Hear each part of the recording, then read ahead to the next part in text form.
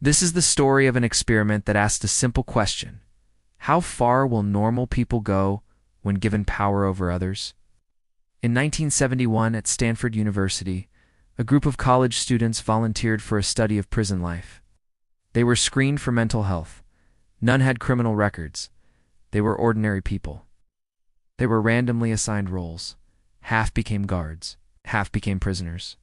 The prison was a basement corridor: cells, bars, uniforms, and numbers instead of names. The first day passed quietly. By the second day, something had changed. Guards began enforcing rules that didn't exist. They ordered prisoners to stand, to count, to remain silent. Punishments became creative. Sleep was disrupted. Personal belongings were taken away. The prisoners began to shrink under it. They stopped using each other's names. Some obeyed without question. Others broke down. One was released early after suffering an emotional collapse. Others said he felt a constant burning anxiety he couldn't escape. What made this unsettling was how fast it happened. Men who had shared jokes days earlier were now fully absorbed in their roles. The uniforms mattered. The numbers mattered.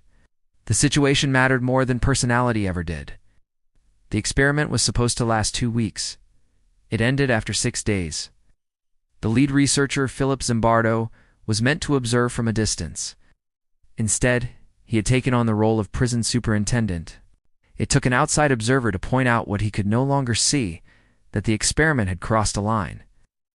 Later, critics would argue the study was flawed, that participants acted out expectations, that it should never have been allowed. But the emotional damage was real, and the behavior was real enough. The lesson was never about prisons. It was about power. About how easily identity bends when a situation tells you who you are.